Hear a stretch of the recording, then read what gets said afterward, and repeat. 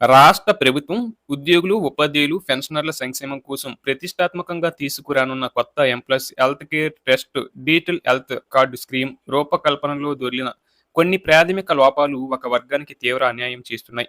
ముఖ్యంగా contributory pension scheme పరిధిలోకి వచ్చి పదవి విరమణ పొందిన ఉద్యోగుల పరిస్థితి ఈ కొత్త స్కీమ్లో దిక్కుతోచని విధంగా ఉంది. కొన్నేండ్ల పాటు సేవలు అందించి శేష జీవితాన్ని ప్రశాంతంగా గడపాల్సిన రిటైర్డ్ ఉద్యోగులు ప్రభుత్వం ప్రతిపాదించిన సాంకేతిక విధానపరమైన నిబంధనల వల్ల వైద్య హక్కును కోల్పోయే ప్రమాదంలో పడ్డారు. ఈ అంశాన్ని ఒకేసారి నిశితంగా పరిశీలిస్తే ప్రభుత్వ యంత్రాంగం నిర్లక్ష్యం, సాఫ్ట్వేర్ లోపాలు ఒక వర్గం పట్ల చూపుతున్న వివక్ష స్పష్టమవుతున్నాయి.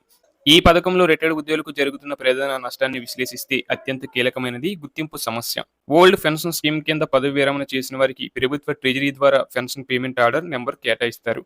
ప్రభుత్వం కొత్త డిజిటల్ హెల్త్ కార్డుల నమోదు కోసం రూపొందించిన ఐఎఫ్ఎంఎస్ పోర్టల్ పూర్తిగా ఈ పీపీఓ నెంబర్ ఆధారంగానే పనిచేస్తుంది. కానీ సిపిఎస్ ఉద్యోగులకు ప్రభుత్వ అధికారిక పీపీఓ నెంబర్ ఉండదు. వారికి కేంద్ర ప్రభుత్వ పరిధిలోని పిఎఫ్ఆర్డిఏ ద్వారా శాశ్వత పదవి విరమణ ఖాతా సంఖ్య మాత్రమే ఉంటుంది. ప్రభుత్వం ఈ ప్రాన్ ఐడిని గుర్తించే విధంగా సాఫ్ట్వేర్లో ఎలాంటి మార్పులు చేయకపోవడం వల్ల రిటైర్డ్ ఉద్యోగులు పెన్షనర్లుగా వివరాలను నమోదు చేసుకోవడానికి అర్హత లేనట్లుగా పోర్టల్ తిరస్కరిస్తుంది. దశాబ్దాల పాటు ప్రభుత్వంలో భాగమైన ఉద్యోగులను కేవలం ఒక సాఫ్ట్వేర్ కోడింగ్ లోపం కారణంగా పథకానికి దూరం పెట్టడం అనేది ప్రభుత్వ పరిపాలన లోపానికి అద్దం పడుతుంది. మరో ప్రధాన సమస్య ఆర్థికపరమైనది. పాత పెన్షన్ విధానంలోని వారికి ప్రతి నెల వచ్చే పెన్షన్ నుంచి హెల్త్ కార్డు చందాను ప్రభుత్వం నేరుగా మినహాయించుకుంటుంది. కానీ సిపిఎస్ రిటైర్డ్ ఉద్యోగులకు ప్రభుత్వం నుంచి నేరుగా పెన్షన్ రాదు.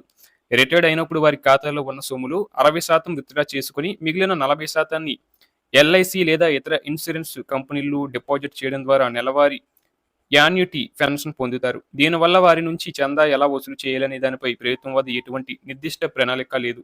అలాగే ప్రభుత్వం తీసుకొచ్చే హెల్త్ కార్డు స్కీమ్ వారికి ఒక సంజీవనిలా మారాల్సింది పోయి సాంకేతిక కారణాల వల్ల మానసిక వేదనకు గురి చేస్తుంది. గతంలో ఉన్న ఎంప్లాయీస్ హెల్త్ స్కీమ్ లో కూడా ఇలాంటి లోపాల వల్లే సిపిఎస్ రిటైర్డ్ ఉద్యోగులు కార్డులు పొందలేకపోయారు. ఇప్పుడు సరికొత్తగా తెస్తున్న హెల్త్ కేర్ ట్రస్ట్ లో కూడా పాత తప్పులని పునరావృతం చేయడం అధికారుల ఆలస్యాన్ని సూచిస్తుంది. ఈ తీవ్రమైన సమస్యను పరిష్కరించి రిటైర్డ్ సిపిఎస్ ఉద్యోగులకు పూర్తి న్యాయం చేయడానికి ప్రభుత్వం తక్షణమే కొన్ని ఆచరణాత్మక మార్గదర్శకాలు, పరిష్కార మార్గాలను అమలు చేయాలి. ఐఎఫ్ఎంఐఎస్ పోర్టల్లో కేవలం పీపీఓ నెంబర్ మాత్రమే కాకుండా సిపిఎస్ ఉద్యోగుల పాన్ నెంబర్ లేదా వారు రిటైర్డ్ అయినప్పుడు ట్రెజరీ జారీ చేసే ఎంప్లాయీ ఐడిని ఎంటర్ చేయడానికి వీలుగా సాఫ్ట్వేర్లో తక్షణమే మార్పులు చేయాలి. దీనివల్ల వారు కూడా ఇతర పెన్షనర్ల మాదిరిగా సులభంగా డిజిటల్ కార్డుల దరఖాస్తు కోసం చేసుకోవచ్చు. అదేవిధంగా సిపిఎస్ ఉద్యోగులకు పాత పెన్షన్ స్కీమ్ను పునరుద్ధరించే వారికి నెలవారీ చందా వసూళ్ల కోసం ఒక ప్రత్యేక వ్యవస్థను ఏర్పాటు చేయాలి.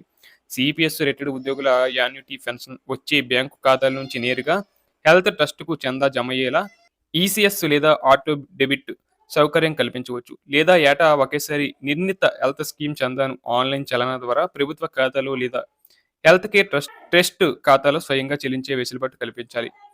దీనివల్ల ప్రభుత్వానికి రావాల్సిన కంట్రిబ్యూషన్ సక్రమంగా అందడమే కాకుండా ఉద్యోగులకు కూడా వైద్యపరమైన భద్రత లభిస్తుంది.